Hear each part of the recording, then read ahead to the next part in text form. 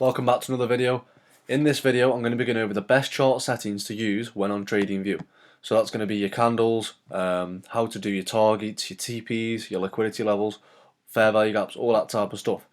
So these are the best settings that I've found to make my chart look clean but also very easy to understand and read. So my targets are visible, etc. So firstly we're going to go over my candlesticks. Now to access these settings you just want to double tap on your candles, or on the phone I think it's double click the screen. It'll bring you up to this page. Okay, now as you can see my body is just this blue. That's the same for the borders and the wick, and then my bearish candles are all black. Okay, now I do advise not having your candles as green and red. It is psychological, so just pick any colours that you prefer. I like blue and black, I think it looks good, so I've just gone with that, but it's personal preference. I mean, I wouldn't go with anything like pink and yellow or something like that. Just something that looks clean. Okay, and that's pretty much it for the candlesticks. I mean, anything other than green and red is what's advised and what I'd advise you. So that's pretty basic. Now, in terms of my settings when I'm marking my targets, you want to go on a trend line. Okay, now you can just make a trend line. So let's say this was your liquidity target. So what you're going to do is draw your trend line from your liquidity level. Then if you press it the same way you did your candles, you can bring up this menu. So you double press your trend line, it brings you up to this menu. Now you want your line to be black. If you're going to go with blue and black, then make your line black. Okay, the thickness you want a line. I mean you can have dotted and dashed, all that type of stuff, but I think it's just better as a line. It's clear. And that's it for this. Now this is where you get your settings from. So what you want to do is you want to type what this line is. So let's say it's a liquidity level, or you can put LQ level, or just LQ, whatever you prefer liquidity to be, something that you understand. Okay, now you want to put it on the middle, the top and right, or you can have it on middle right. That is what your liquidity target's going to look like. And then to save this, you just double tap, okay, template, save as. So you want to save as a template and then call it liquidity.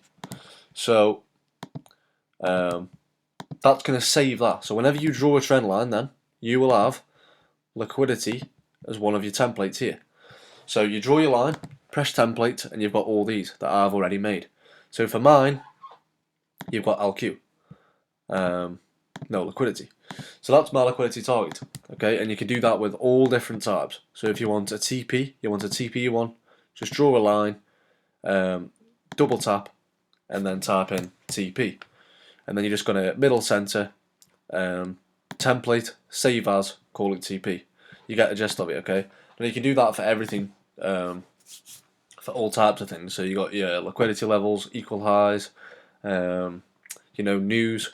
So I've got one for news. So let's say this was a news candle. I could draw that out, press this, and we've got news. Now this is just going to make your chart look so much clearer, and like you can identify your targets a lot simpler instead of drawing like a box, and saying this is your news liquidity. I mean, it's not very accurate, is it? If you want to be a profitable trader, you're going to be working with close numbers. It's going to be tight, so you need your stop losses to be tight. You want your targets to be tight. Like, you can't just be targeting this high and oh yeah, there we go. That's my target. You can't do that. You want to be targeting the actual high. So that's why we draw a line. It's just a lot more accurate. You get what I'm saying? So that's it for the lines. Now I use trend lines for everything. So you can see on my list, there's your ideas. So I've got Asian high, Asian low, equals, London high, liquidity, London low, liquidity, news, a pool, SMT. You can see them all on there, what I've got. So yeah, you can take some examples from there. Now that's how you do your trend lines. Now another important one that you want to edit is your fair value gaps and your order blocks.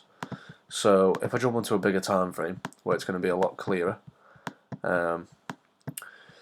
let's say here we've got a fair value gap. So if we're at this point in the market, you're going to want to mark this out. So you want to get your box, okay, your rectangle, you want to draw that out. Now, the settings that I use for a bearish fair value gap, it's going to be a red box, okay. So you do that with fill. I change the opacity to, not fully red because you're not going to be able to see anything. Just low opacity, but you can still see that it's a bearish fair value gap. Now, for a bullish fair value gap, let's say for here example, you do it the same way that you did with your trend lines. So you want to double press, okay, it's going to bring up the text box. Now you can call this fair value gap. You want to do your colour, so your style, your background, all that type of stuff, so you want to make that blue. And then what you're going to end up with is a template called fair value gap that you can press. It's going to give you a fair value gap on the right and a blue box to show that you've got a bullish fair value gap, as my candles are blue. Now, you could change this to black, but if that's what you like, then you could do that to black and say that's a bearish fair value gap. So it just adds speed to when you're analysing your charts, instead of getting a text box and going like this. It is fast, but you're going to end up with them everywhere. You just look clean if you've got these automatically marked out for you.